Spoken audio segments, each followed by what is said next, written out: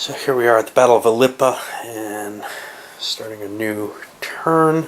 Scipio's continued marching his line this way, but he's had to dispatch a few of the tail end of that line to deal with the skirmishers. And for the first time, I feel like my skirmishers are doing the right thing. They pulled back. They just withdrew from combat. No real penalty there.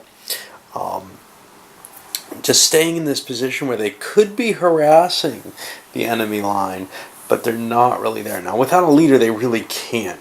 But there's always the possibility. You got Hasdrubal here who could swing this main force up into play at any point. Likewise, these elephants could come crashing into the Roman line. And that's a threat here. There's a lot of risk in play right now. Anyway, we're going to be going on to the lousiest of leaders in terms of initiative, which is going to be these. It's unlikely. Well, not terribly.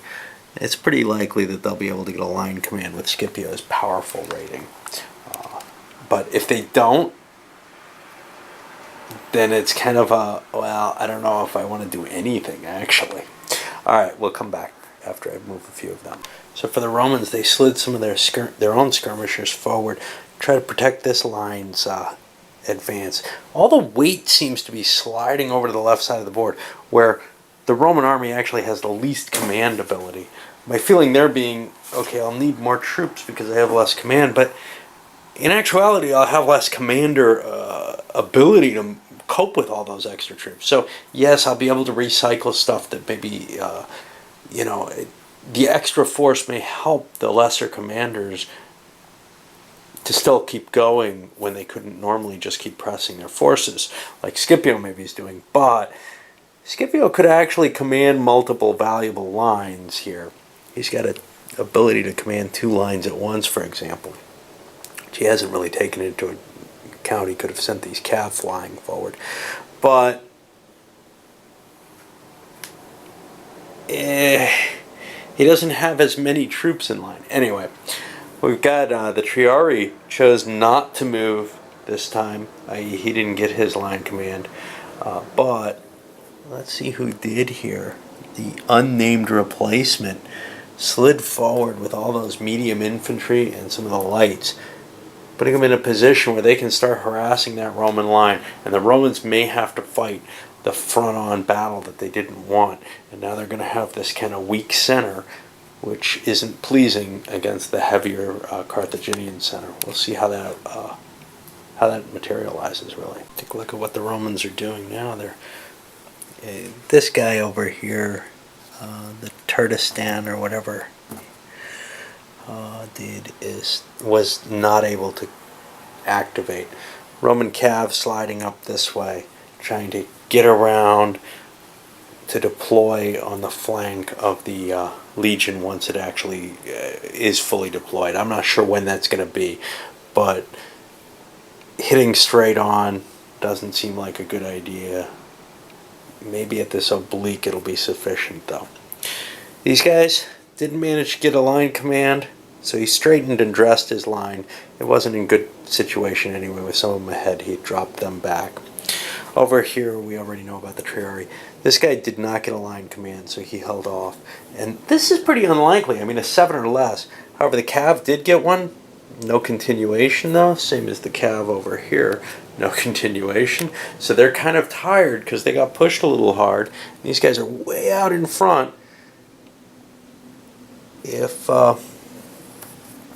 he should be facing this way. I didn't even check him last time. If Massinissa wakes up to the problem, he could butcher them before the Romans get any support into play, which would be a serious problem. These are the Numidian Cav, and they can do a lot of damage to Roman Cav.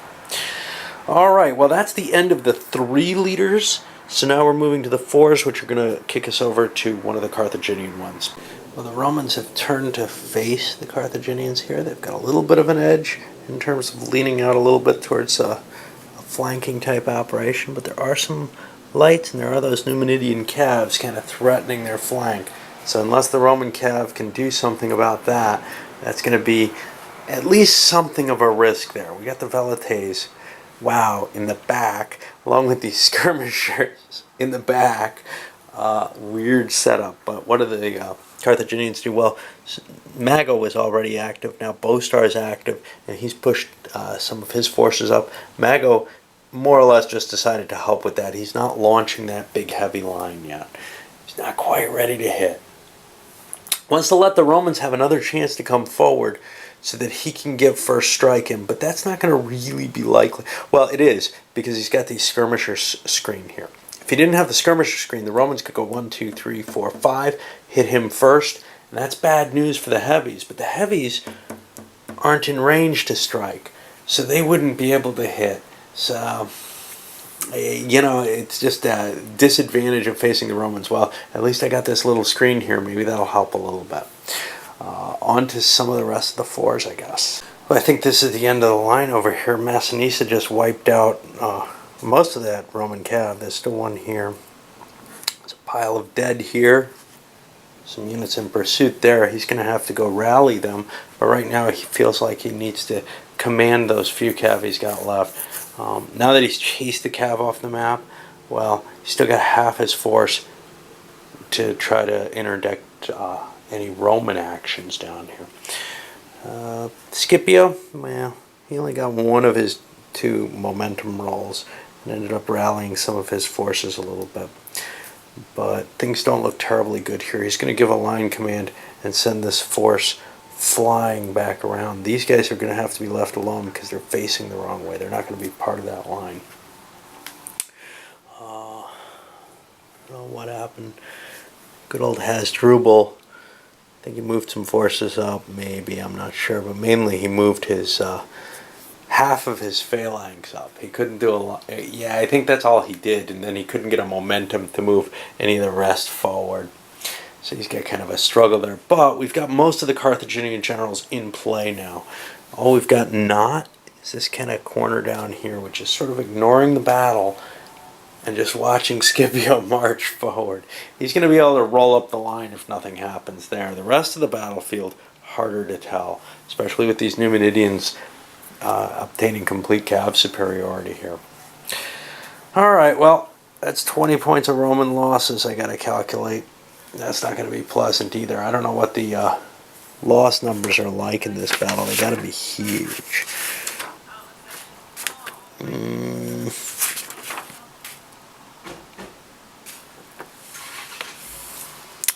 285 for Rome, 230 for Carthage. I'll start keeping track of those. Okay, let's take a look at some of the things that started this turn off. Scipio slid his line into place, taking his elite leader action. And now he's kind of got a problem. He's in 3 lines now. Now he can make 2 line commands at once, so he can command this and this without a problem. But these guys, they've been left behind. Actually, all of these have moved, so I'm going to mark them with a little moved marker. I'm not planning on moving them again, but I might forget, and they're not really engaged in stuff, so I don't mind just using one counter to mark that. Let's see what else. Over to the 2-point leaders, and we go to the Spanish leader. He's thrown his skirmishers in a line as kind of a block because he's seeing this advance of the heavy infantry, and he wants to slow that down. His lights aren't going to be able to hold off against that, so he just wants to try to allow the battle to develop on the flanks where the Romans have the advantage. He's not gonna be able to hold in that center if he's not careful. What we have as a secondary here is the Triari were unable to move forward in a line command, so the commander ran over and he sent a few of the troops forward, try to fill in the gap there. He thinks this is going to have to charge, kind of break and hold its position here, and send the other side as the flanking force, maybe with the Velites coming around as a rear to try to completely outflank in the rear. But it's a tricky, it's not developing as well as one would hope from Scipio's point of view at least. Now we're on the 3-point leaders, and I think we've got some of them for the Carthaginians. Well, for Carthage, they were unable to activate their, what the hell is he of?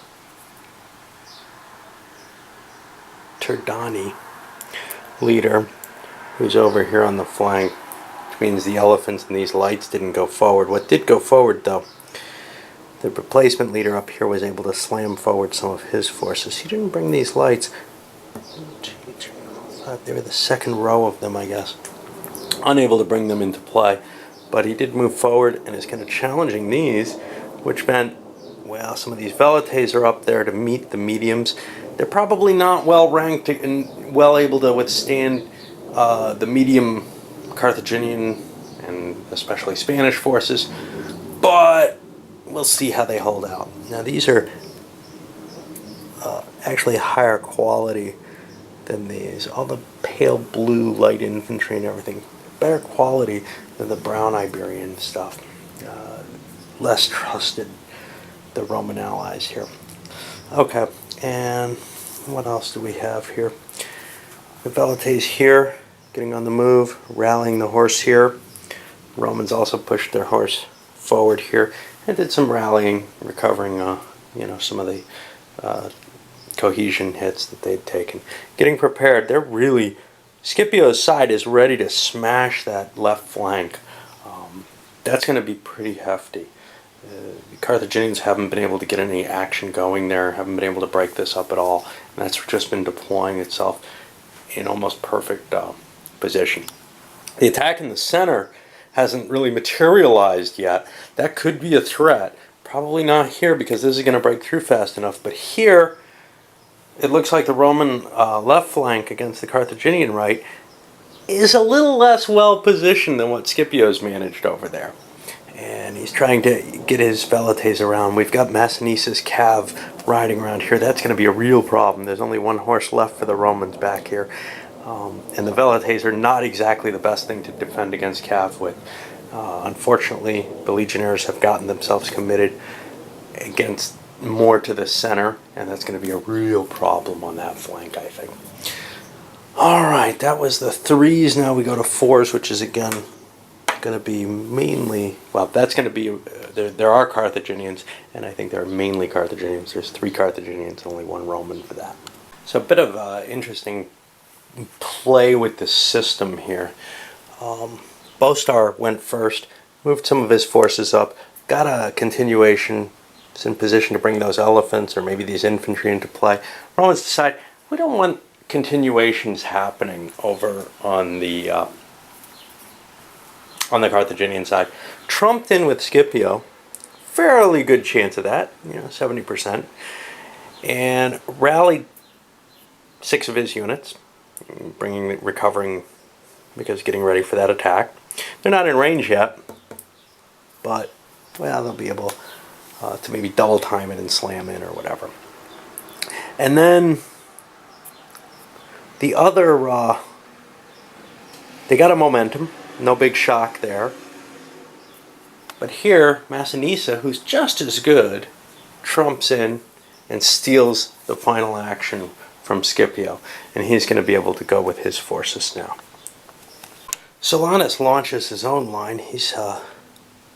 We're kind of midway in his activation here. Main of his line is hit back the medium infantry back here, but some of them are getting stopped by the skirmisher line, and they're going to get kind of broken up there and be possible meat for those heavy infantry coming in. The heavies are outclassed by the legions, but not by much. In fact, the mediums are in a similar position, but they're such low quality. But these 7 quality, 6 quality, etc. heavies are pretty potent and can actually kind of stand their own with the legions if they get the first strike in. We'll see. They're going to get that advantage because of these skirmishers, I think. But the problem is part of the line smashing this way, and they're going to be able to come around and break that flank unless the elephants and maybe this second line of mediums back here can do something to break them up and disrupt them, and maybe the Numidians, because the velites are still kicking around back there too. We'll take care of this, the rest of this activation, and come back. And here's where Silanus' forces, they basically pushed that entire line right back, all in perfect order. We got, I thought we had one left back, guess not. Anyway, it was all 1-to-1, so they all just shoved forward, everything routed. That lighter stuff just has no chance of standing up against, and really lighter is heavy infantry and below, has no chance of standing up to the legions. If you see attacker superior on heavy infantry, medium infantry, light infantry, foot skirmishers, they just blow through everything with that double losses. Really, really high quality, like the heavies here with the 7, can hold out for a while. Sometimes the light infantry with 6 can. But this stuff just got shoved away. And there's not a lot left of the line there. There's some elephants back here, a couple of mediums to try to slow things down. But even this side is going to be able to roll up the flank under inferior leadership. Massinissa only has 3 cav. He's not going to be able to destroy that line with that. His other 3 are off chasing the Roman cav down. We're on to another 4 leader then, and that'll be over on the Carthaginian side. They have a couple of choices here. One who's not active yet, but you know, we can see what can happen. These heavies might be able to break up this line a little bit. Oh, I forgot to move these.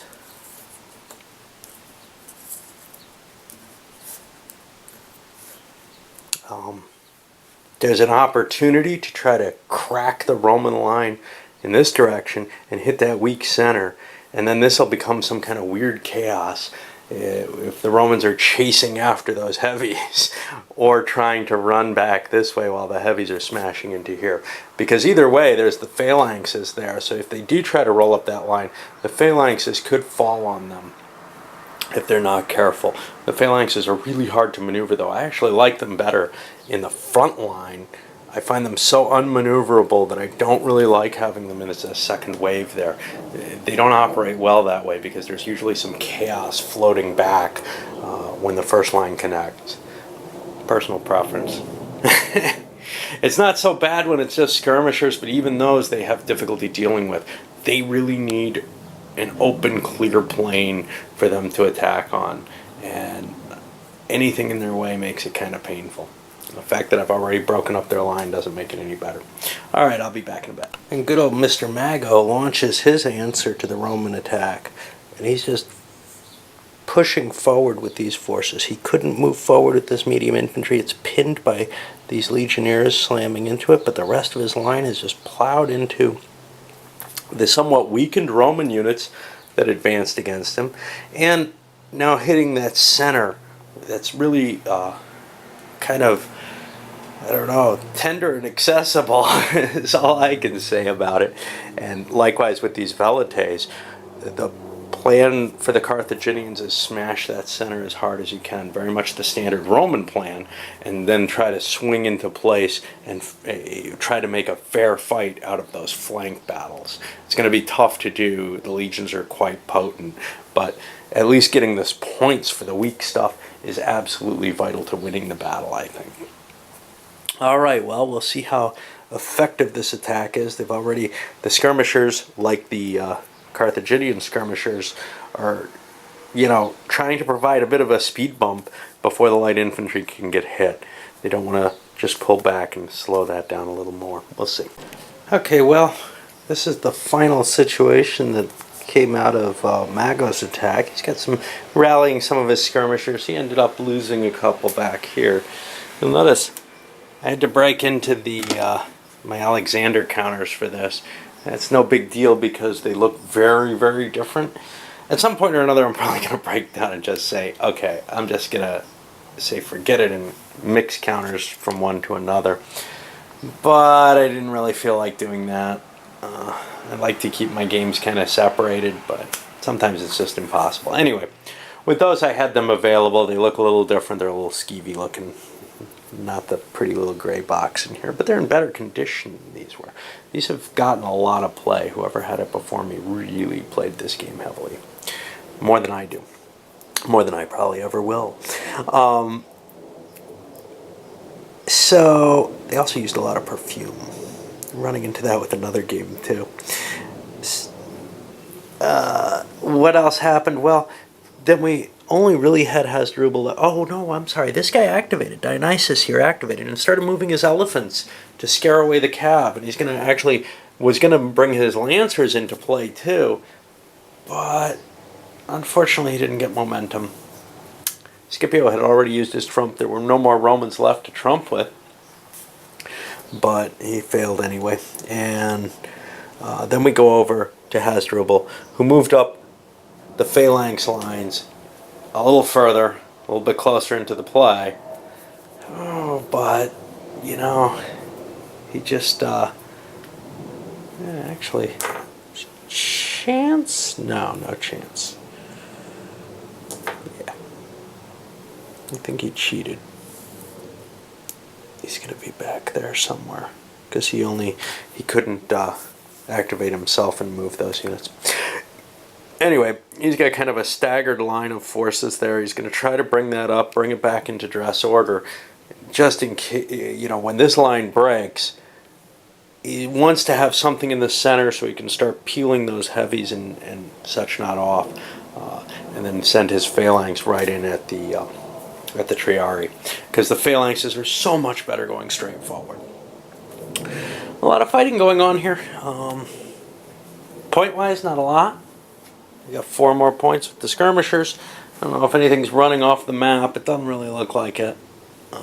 But anyway, within his, he got a die roll of doom activation, and the Triari line ended up moving up and dressing itself into better shape.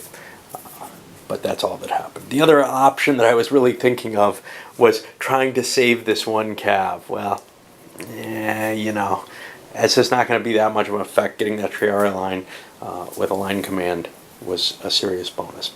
I'm not sure of the policy of line commands when there was a failed one, but you get a die roll of doom activation.